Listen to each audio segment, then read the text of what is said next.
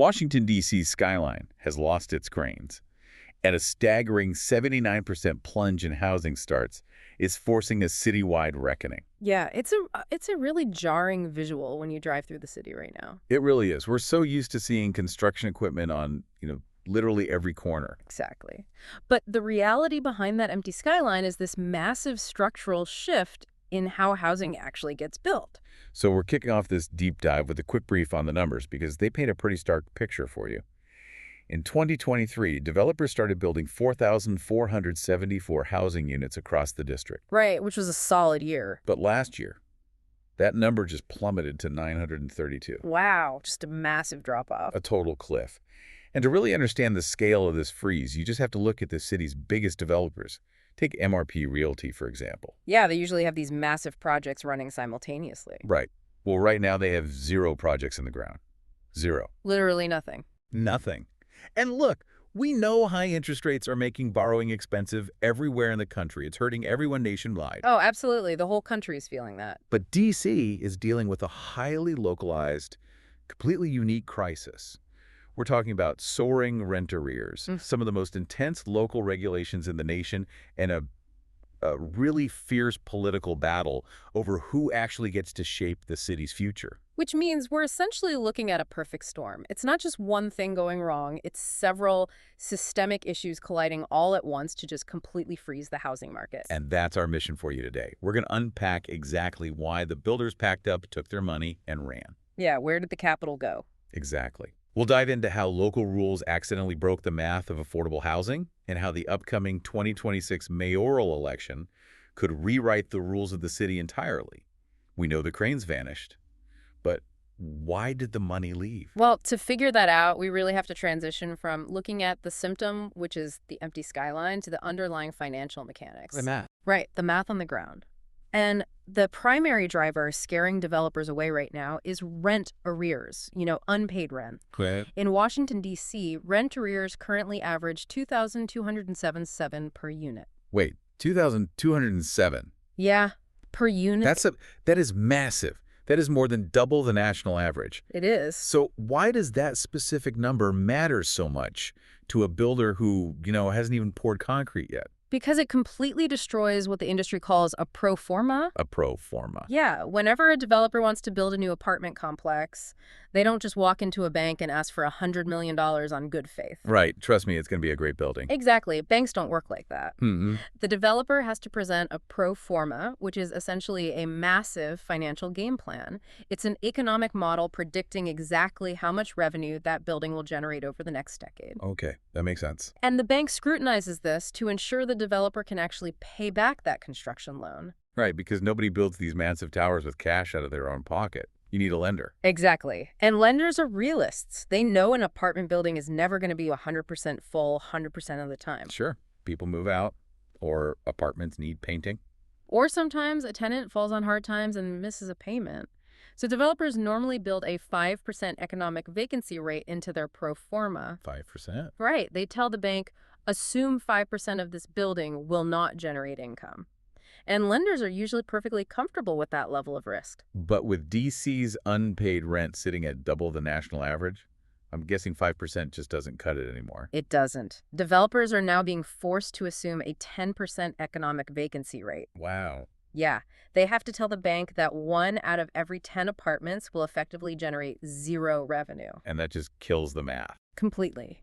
When you double that expected loss, the profit margins completely evaporate.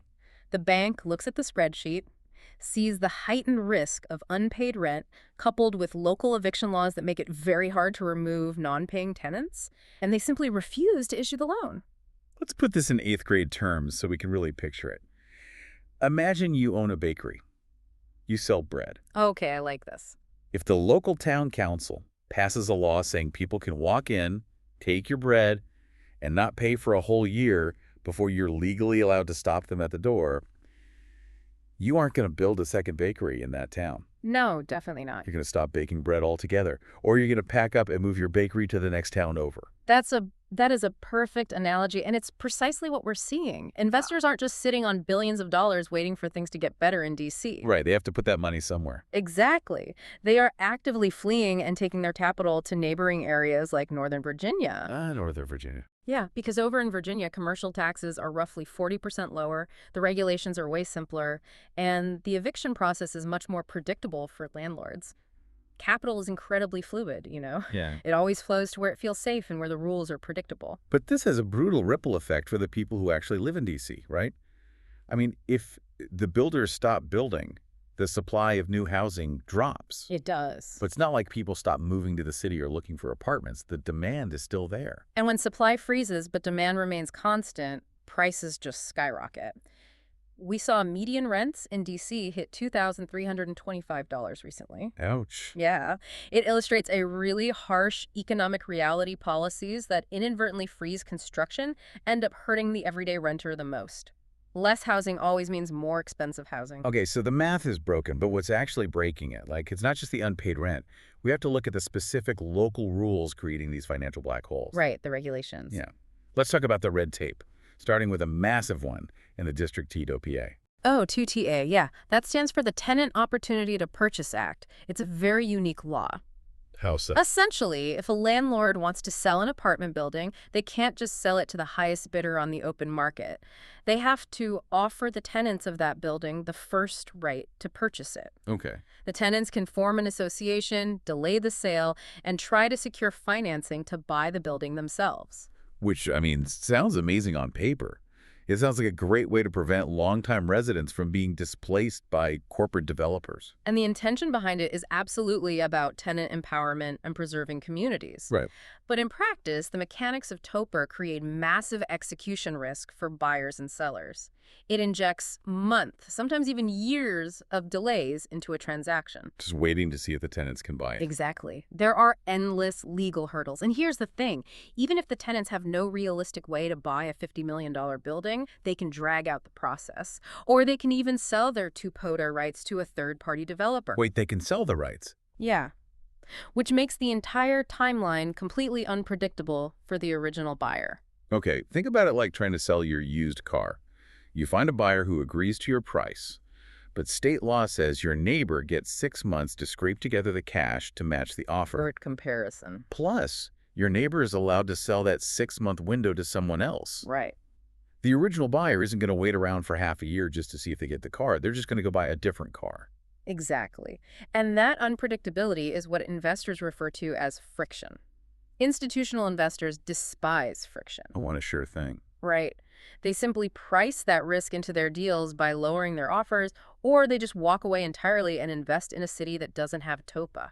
But the city government realizes this is a major problem now, don't they? I know the mayor recently proposed the Rental Amendment Act of 2025. Yes, the mayor's office is definitely trying to stop this capital flight. The new amendment proposes giving new construction, as well as small 2 to 4 unit buildings, a 15-year exemption from TOPA. A 15-year break. Right. It's a very clear, direct attempt to bring certainty back to the market. They're essentially telling developers, if you build here, we promise you can sell the building without dealing with this specific layer of red tape for the next decade and a half. So it's an admission that the red tape is choking the supply. Pretty much. But here's where it gets really interesting. Because TOPA isn't the only rule causing friction. Let's unpack inclusionary zoning, or IZ.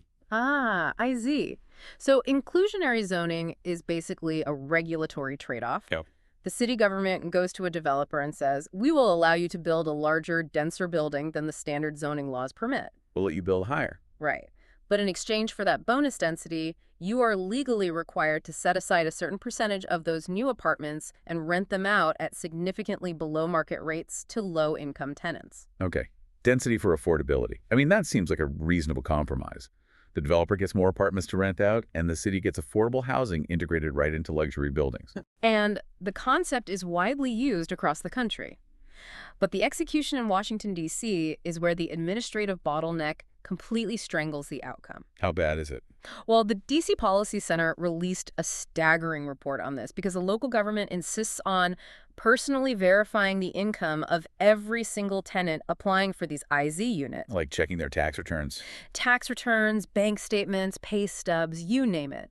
Because of that, an affordable unit sits totally empty for an average of 13 months before someone is finally approved to move in. Wait a second. 13 months. Yes, over a year. I'm trying to wrap my head around the absurdity of this. The government forces developers to build these affordable units specifically to help people in need. Right. But then that same government forces the brand new apartment to sit completely vacant for over a year just to shuffle paperwork. How is that helping a family looking for a home? It isn't. It's a classic example of administrative failure. But we also have to look at the financial fallout of that delay. Who pays for that apartment while it sits empty for 13 months? The developer. Exactly. The developer still has to pay the mortgage on the building. They are still paying property taxes on that empty unit. They're paying the insurance, the utilities, the maintenance. Wow. Yeah, they are bleeding capital for over a year, generating zero revenue from that space purely because of a bureaucratic backlog. And developers aren't charities. If they are losing money on the empty unit and then losing money on the below-cost rent once it's finally filled, they have to make that money back somewhere to satisfy the bank. Yep. So what do? They drastically raise the rent on the market rate apartments in the exact same building. And that's the unintended consequence. The policy was designed to create affordable housing, but the administrative execution is so poor that it effectively acts as a tax on the middle class. The other renters are paying for the delay. Precisely. The people paying market rent in that building are subsidizing the cost of the government's 13-month delay. In weaker real estate markets within the city, the financial burden of IZ rules makes projects completely unviable. They just don't get built at all. Right. And in stronger neighborhoods, it simply drives the cost of living higher for everyone else. So when the housing market is this frozen, and the rulebook is clearly struggling with these massive inefficiencies, the conversation naturally turns to politics. Of course. People want to fix. And that brings us to the candidates gearing up for the 2026 mayoral election. Yeah, the 2026 race is already shaping up to be a total referendum on how the district handles housing. You have two drastically different visions emerging, and looking at both sides of this debate really highlights the crossroads the city is at right now. Let's look at the two main approaches. On one side, you have Councilmember McDuffie. He is leaning hard into a free market approach. Right. He's promising to build 12,000 new units, and his platform heavily targets cutting the exact red tape we've been talking about. Because he points out that regulations like TOPA delays and IZ bottlenecks drive up the cost of building, which ultimately makes housing unaffordable for everyone. His core argument is structural. You cannot solve a severe housing shortage by making it harder, slower, and more expensive to build housing. He believes that if you streamline the process, private capital will return and flood the market with supply. Then on the other side of the spectrum, you have Councilmember Janice Lewis-George. Her vision is entirely different. Very different. She wants a massive 72,000 new units built, but she fiercely defends tenant protections like TOPA.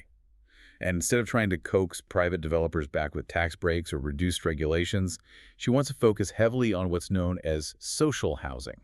Yeah, social housing is a completely different model. Instead of relying on private equity or commercial banks, the housing is publicly owned. By the city. Right. The apartments are mixed income, and the crucial difference is that the rent collected is reinvested directly back into the property and future housing projects, rather than going toward profits for private investors. And this debate isn't just happening in City Hall.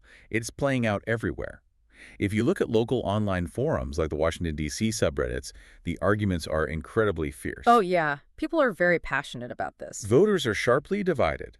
You have half the city arguing that D.C. desperately needs to slash taxes and cut regulations right now to win businesses back from Virginia. Right. The other half argues that private equity developers are simply too greedy to ever build affordable housing voluntarily, so the government has to step in. And hovering over this entire debate is a looming 2027 ballot initiative that would completely freeze rents across the entire city. A total rent freeze. Yeah, which would be a dramatic market intervention. Historically, economists across the board warn that strict rent control leads to severe negative outcomes. Landlords stop maintaining their buildings because they can't recoup the costs, and eventually they pull properties off the market entirely. Like converting them to condos. Exactly, converting them to condos or selling them off. It just shows how high the stakes are for voters right now. But I want to circle back to a point Councilmember Louis George makes because it's a really compelling question. Sure. She points out that tenant protections like TOPA have been on the books for decades. Mm. They were around during D.C.'s massive building boom in the 2010s. They were, yeah. So are developers just crying wolf? Like, are they using these regulations as a convenient excuse to stop building now that interest rates are high? That is really the pivotal question of this entire housing debate. Yeah. To understand it, you have to look at the cost of capital. Yeah. During the 2010s building boom, money was essentially free.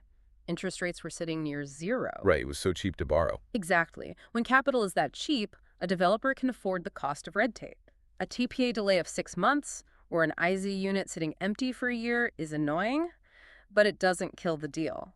The incredibly cheap borrowing costs of the 2010s basically masked the true financial friction those regulations were causing. Ah, I get it. If my loan from the bank is only costing me 2% interest a year, I can afford to let a unit sit empty while the government takes 13 months to process an application. It's a rounding error. That's exactly it. But today, the macroeconomic environment has completely flipped. Borrowing money is incredibly expensive. Right. Interest rates are hovering around 7 or 8% for commercial projects.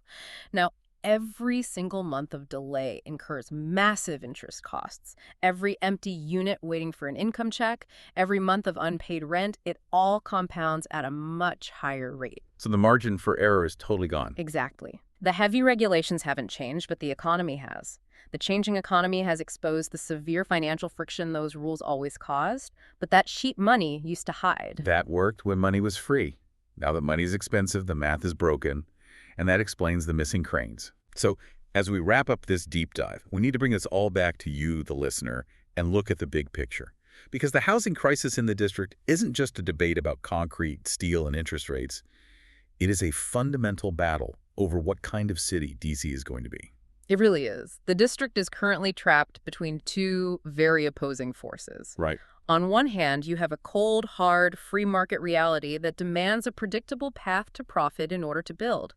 Banks require certainty. If the numbers don't work, the builders simply pack up their equipment and go to Virginia. And on the other hand, You have a very strong political and moral desire to fiercely protect renters from eviction, displacement, and high costs through strict regulations. but if there's one thing that is absolutely clear from the data we've looked at today, it's that doing nothing simply guarantees fewer homes and higher rents for everyone. You cannot regulate your way out of a housing shortage without actually building more houses. No, you can't. Markets will always react to the incentives and the barriers placed in front of them. And right now, in Washington, D.C., the barriers are winning. Which brings us back to our missing cranes. As we head toward the 2026 mayoral election, we want to leave you with a brand new thought to chew on. Something to mull over. Yeah. Let's say the city decides to go all in on the social housing model. They decide to bypass private developers entirely and have the city build and own the housing. Okay.